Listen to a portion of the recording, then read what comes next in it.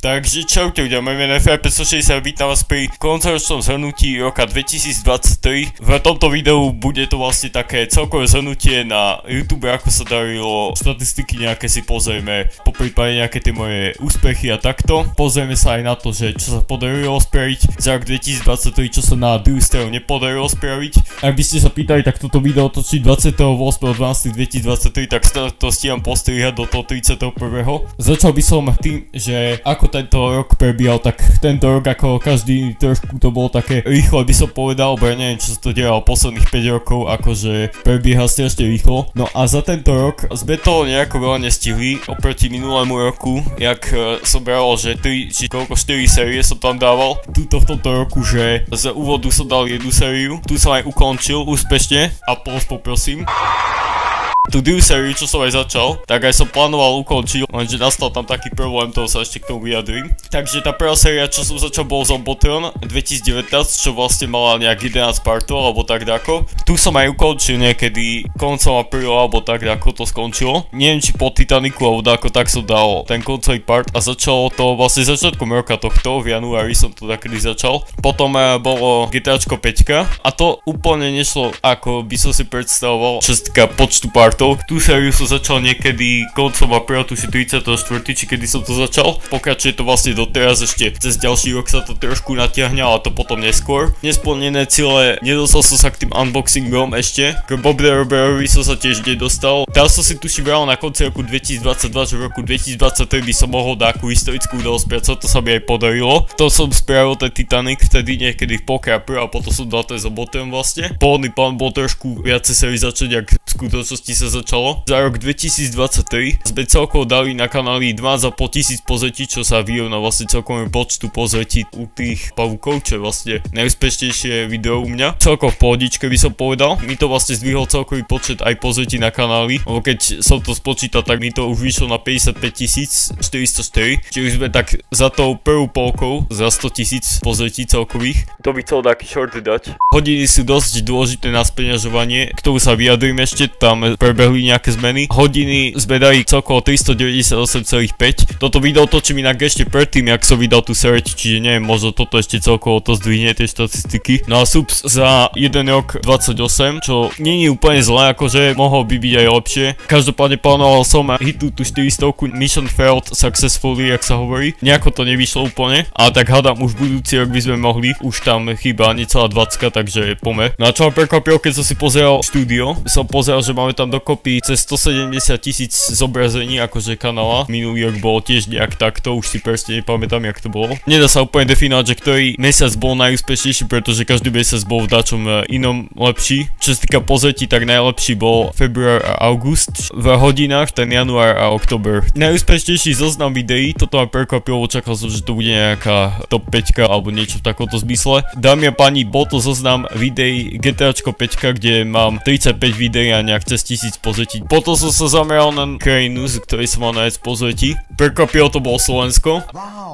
A potom z menšej časti to bolo Česko, 0,1% dokonca bolo z Talianska, kde som tento rok aj bol, takže taký paradox trošku. Keď som si pozrel po hlavie divákov, z veľkej časti bola prevaha žien nad mužmi v počte pozretí, tak ja som si povedal, že môj kanál je nejaký pre ženy zameraný alebo čo. Pritom vôbec tu netočí videa o labe Lahradover. Ešte zaujímavejšia štatistika, že veková kategória, ktorá ma najviac pozerá, je od roku 55 do 64 rokov. Ja neviem, ja točím taký starecký content pre ženy alebo čo. To je teda čo sa týka tých štatistík. Teraz by som sa rád dostal k tej časti, čo som hovoril. Zmeny bez peňažovaní nastali. Nastavili trošku miernejšie podmienky na speňažovanie. Minulý rok to bolo 1000 odberateľov, 4000 hodín pozerania plus 0 sankcií a dvojité overenie ste potrebovali mať. Tento rok za 1000 odberateľov zmiernili na 500, čiže už iba v úvodzovkách 120 mi chýba a mám to. Potom potrebujem vydať 3 videa za posledných 90 dní, čo ako nič, ja túto posledných 5 dní som dal 3 videa. Potom tam je ale tá horšia podmienka a to je to, že potrebujem nejakým spôsobom dať 3000 hodín za jeden jediný rok na videách, na pozeraných. Keď si vezmeme, že ja som mal tento rok ledva 400, tak akože to je skoro 10 krát toľko a za jeden rok a ja sa k tomu dostaneme. No a ešte samozrejme tie hodiny môžete inakšie získať získať tak, že dáte 1 milión pozití na shortoch, alebo koľko tam dali. To a na shortoch to vidíme reálne, lebo na shortoch sa to celkom rýchlo dáva. Za tento rok teda som dal o polovicu menej videí ako minulý rok. Minulý rok som dal 90 dačo, tento rok som dal 53 videí, s tým, že tam bol jeden vlog, jeden dokument, ostatné gameplaye a k tomu som vydal ešte 8 shortov. Ešte nezostrihané videa z predošlých rokov, vrajím, máme tam ten unboxing 1, unboxing 2, toto mi ostal vlastne na ďalší rok. Ten vlog zo Serede som pôvodne plánoval tiež nechať na ďalší rok, ale som si povedal, že tento rok dotiahnem dáko. Moje plány na ďalší rok,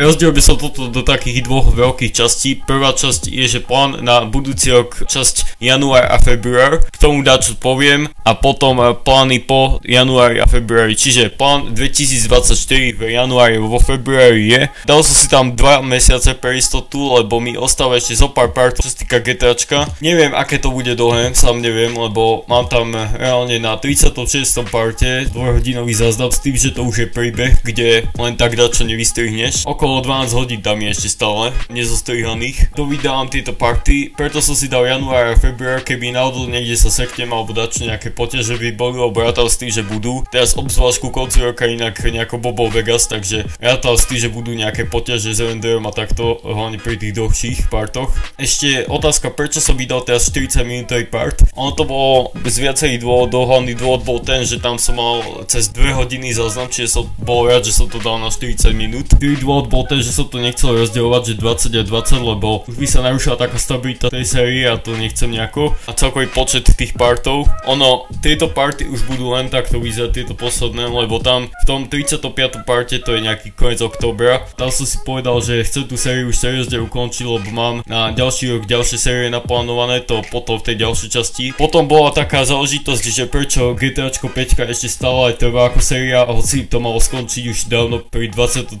parte. Reálne kebyže to skončí pri 23. parte, tak už cez 2 mesiace máme hotovo a už máme novú sériu rozbehnutú. Problém nastal vtedy, keď začal taký júl, august. Mne v tej trošku preplo a povedal som si, že idem skúsiť z GTAčka spraviť všetko, aby som mal 100% completion. To znamená, že ja som si vyhľadal, že čo presne musím spraviť. Ako som to aj točil, tak som to aj robil. Tej misánie som robil prvýkrát v živote, čiže preto to niekedy tak vyzeralo, ako to vyzeralo. Aj hobby sem pastel, všetky tieto kategórie som si vyhľadal. Problém bol v tom, že ja som nevedel, do čo idem, lebo ja som tej nerozmýšľal nad tým, že to natiahne sériu skoro 2-krát toľko. Takže ja som si povedal, že ideme to skúsiť dať, že nejdeme robiť len hlavné misie, lebo to robil každý. Lenže problém nastal vtedy, keď som si uvedomil, že čo to všetko obnáša. A to už bolo vtedy, keď som točil nejaký 30. part, keď už som si tak začal uvedomovať, že asi toto nebolo najlepšie rozhodnutie v momente. A rozmýšľal som nad tým, že to vzdám. Nakoniec som to nevzdal, ako ste mohli vidieť, a nejako som to dotiahol a preto je z toho takáto dlhá séria. Ono tak či tak by sa to natiahlo možno o 1-2 party, neviem o koľko by sa to natiahlo reálne, keď by som sa náhodou rozhodol, že nejaký part rozdeliť alebo tak. Toto je čo sa týka GTAčka. Koncom januára pri veľkom šťastí to dáme. Ak teda sa mi podarí všetko prestriať, lebo už začínajú tie party, kde som si seriózne povedal, že to chcem ukončiť. A tam máme reálne 12 hodín, asi tam zaznamu možno aj viacej, tu tam napíšem koľko tam je. Plány po januári a po februári. Záleží, že kedy ukončí to GTAčko. Bral som a dúfam, že teda vyjde už moja prognoza na budúci rok. Minulý rok som bral, že chcem tento rok 3 série, respektíve 4, tú štvrtú takú gigantickú, ale to sa nejako nepodarilo skutočniť, podarilo sa ráno skutočne 2, to ešte sa dostaneme k tomu. Na budúci rok, ak teda pôjde všetko podľa plánov a nebudem zase spomalený, by mali výjsť, ak nie tam GTAčko, 3 série mám naplánované, také stále, ktoré neplánujem zmeniť. Tie 2 per tým ešte rozmýšľam teoreticky, či to dať, lebo tam bola ešte jedna taká podobne veľká asi ako Zombotron a tá gigantická to ešte väčšie GTAčko, takže to rozmýšľam, že či to reálne začať. No a zatiaľ 3 také série sú. Jedna bude taká kratšia, tá bude okolo 18-19 partov, nejak tak by to mal mať. Potom prichádza taký veľký giant, tomu hovorím, ktorý keď dám, tak bude s vyplazeným jazykom v novembri niekde podľa mňa, mojim tempom. Ak teda všetko vyjde, odhadujem 30-40 partov možno, pri veľkom šťastí. Potom príde podobný giant, možno trošku menší a ten reálne nevidím reálny budúci rok. Budúci rok ho začnem, skúsim ho teda začať. A začínal som rozmýšľať aj nad tým, že som zvolil starú metódu, ako som to robil kedysi, že striedať tie série, že raz jedna, raz druhá, že možno rýchlejšie by som to takto dal. Hoci je to diskutabilné, alebo reálne keď by som to striedal, že prvý týždeň prvá séria, druhý týždeň druhá a tretí týždeň tretia, asi by som nič tým nevyriešil, kebyže to striedam, možno len to, že by išli 3 série naraz, ale to je celé. Počas tohto roka mi veľa ľudí ešte písalo, že či netreba mi striača alebo takto. K striačovi tam mi netreba nejako, tam to zvládam. Hlavne si to chcem celé sám postriať, lebo reálne keď máš striača, tak už 50% videa nie je tvoja práca, aspoň ja to tak vidím. Potom taká zaujímavosť ešte, či hrám hry ako Geometry Dash, Brawl Stars, Clash Royale, tak od tejto trojky už som takého pustil, možno raz som zapol BS-ko tento rok. Reálne všetko, čo som hral, tak vlastne som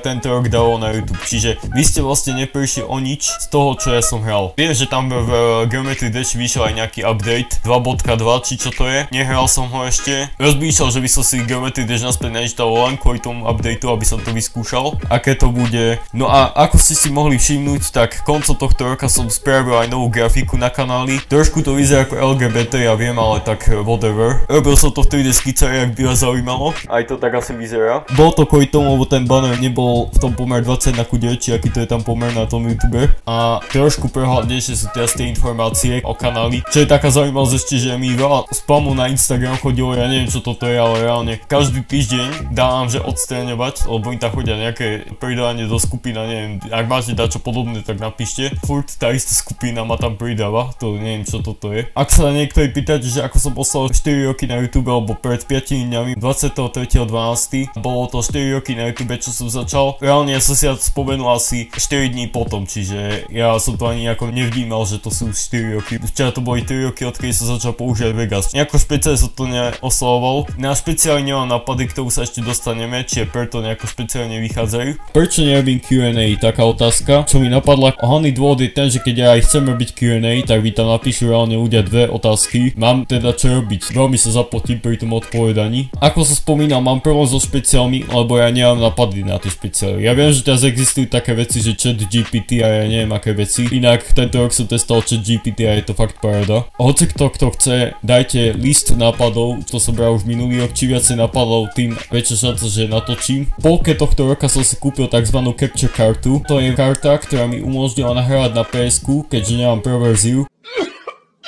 Vo Full HD 60 fps. Mohol som aj 2,5K, lebo mám na to monitor. To PS-ko nedovoluje väčší náhľad ako Full HD 60. Ono to robí vlastne to, že mi prenesie obraz z PS-ka do programu Action, kde ja to mám na notebooku. Vidím aj ako sa nahrá zvuk, vidím ako sa nahrá obraz, vidím čo nahrávam proste a takto pekne Full HD 60 fps. A prečo to mám? Lebo ja som bol celý čas v tom od roku XY, že ja nahrávam Full HD 30 fps alebo 60 či koľko som vtedy nahrával. Lenže ja som potom zistil pri GTAčku, že to je HDčko 30. Mňa išlo skôr poraziť, takže som hneď zistil spôsob, ako to napraviť. A potom som zistil, že táto verzia PSK nevie nahrávať Full HDčko, takže som si požidil za 10 € capture kartu, som zbehol do Alziperto, napravil som to asi hodinu a potom som to zapol a išlo pekne plynulých Full HDčko 60 fps nahrávanie, tak som skákal po strop od radosti. Prečo nepoužívam autor, respektíve prečo ho používam pri niektorých videách. Ono autor nepoužívam, lebo by mi to také divné prišlo, také divné naťahovanie času jednak. Už bez toho sú tie party niektoré extra dlhé, to je prvá vec a druhá vec, že neviem ako by to tam sadlo, keď reálne točím GTAčko, čo je akčná hra, potom tam dám autor ako pre 5-ročné deti. Vidíme sa pri ďalšej parte, zatiaľ sa majte krásne a čaute.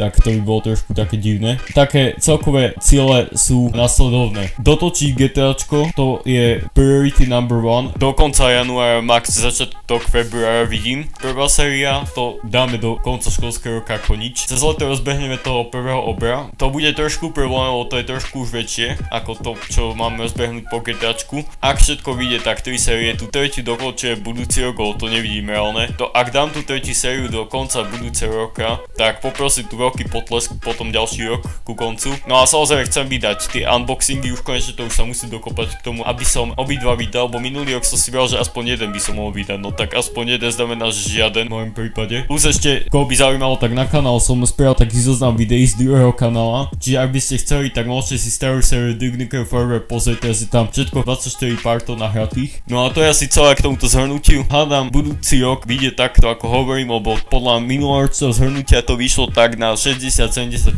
by som povedal, tak hádam to vyjde na 90% aspoň budúci rok. Vidíme sa v novom roku 2024. Ja vám prajem úspešný vstup do budúceho roka. Ďakujem každému, kto ma sledoval v tomto roku. Verím, že budete všetci pokračovať aj v budúcom roku. Vidíme sa v novom roku. Priorita číslo 1 hlavne splniť to, čo tu teraz hovorím. Zatiaľ sa majte krásne a čaute.